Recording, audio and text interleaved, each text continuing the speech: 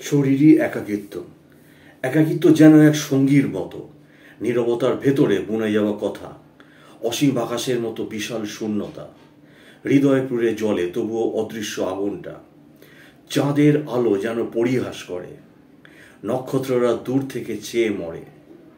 মনের অলিগলিতে কেবলই আধার, স্বপ্নেরা হারিয়ে যায়, নেই কোনো তার সঙ্গী। ঘরের কোণে একা বসে থমকে থাকা সময়, ঘড়ির কাঁটা কেবল গুনে যায় বিরহময়। স্বপ্নগুলো মনের মাঝে আশা বাঁধা চুপি চুপি, কোথায় পাবে সুখের সেই পুরনো রূপকথা। দিন গড়িয়ে রাত নামে, রাত গড়িয়ে দিন, তবুও কাটে না সে একাকিত্বের শরীর।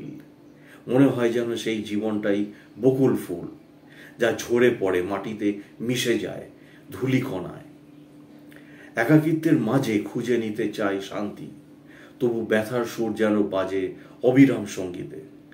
কে জানে, হয়তো কোনো একদিন আসবে সঙ্গ, তখনই বুঝি হবে শেষ একাকিত্বের এই গঙ্গা। কিন্তু ততক্ষণের সময় হবে নীরব বন্ধু, একাকিত্বের রঙিন করবে স্মৃতির খণ্ড। তখনই বুঝি একাকিত্ব কখনো বোঝা নয়, বরং নিজের গল্পের এক নিঃশব্দ প্রিয় সাথী। যে একাকিত্বের কথা আমরা বলি না, মানুষের অন্যতম মানসিক চাহিদা হচ্ছে অন্যের সঙ্গ।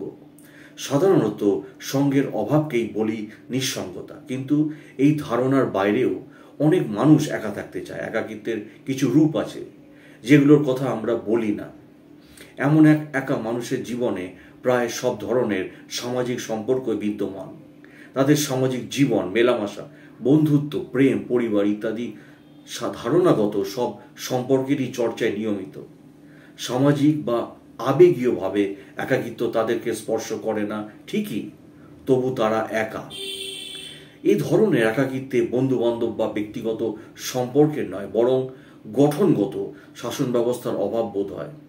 অর্থনৈতিক বাধা বিপত্তি, দ্রব্যমূল্যের ঊর্ধ্বগতি, চলমান গোষ্ঠীগত দুরবস্থার ফলে লোকেদের কাছ থেকে এক প্রকার বিচ্ছিন্নতা অনুভব মনে হয় যেন সমাজ থেকে কোনো ধরনের মনোযোগ বা যত্ন ছাড়াই একা থাকতে হচ্ছে।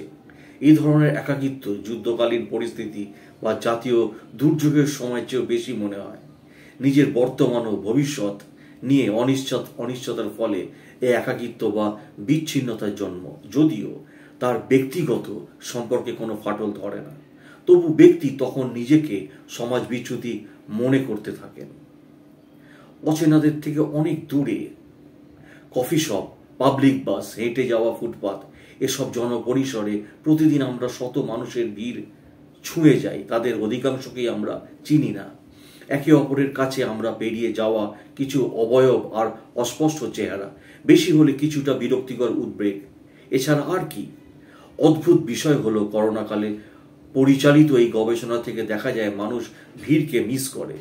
ব্যক্তিগত পরিসরে একটানা দীর্ঘদিন বা বহুদিন বাস করার পর তাদের মনে পড়ে সেই সব নাম না জানা, চেহারা না চেনা, অপরিচিত আগন্তুকদের। মন এবং শরীর এই দুই নিয়েই মানসিকভাবে যতই সংযুক্ত থাকা হোক না, ভিডিও কল কিংবা টেক্সটিংয়ে মানুষ একটানা অনেক দিন শরীরী সম্পর্ক থেকে দূরে থাকলেও হাঁপিয়ে ওঠে। ডিজিটাল মাধ্যম যতই আধুনিক থেকে আধুনিকতর হোক না কেন, মানব সম্পর্কের বিকল্প হতে পারেনি কেউ। হ্যাঁ, ভার্চুয়াল রিয়েলিটি হয়তো অদূর ভবিষ্যতে মানব সম্পর্ককেও হাতের মুঠোয় এনে দেওয়ার কথা ভাবছে, কিন্তু সেটি কখনো প্রকৃত সম্পর্কের বিকল্প হয়ে ওঠার সম্ভাবনা নেই, অন্তত বর্তমানে তো নয়। মানুষ এখনো মানুষের স্পর্শের অভাবে ভোগে, জন্ম নেয় শরীরী একাকিত্ব। একাকিত্ব সবসময় নেতিবাচকভাবে দেখার কিছু নেই, বরং একা থাকাকে কাজে লাগিয়ে বহু সৃজনশীলতার চর্চায় এগিয়ে নিয়ে যাওয়া সম্ভব।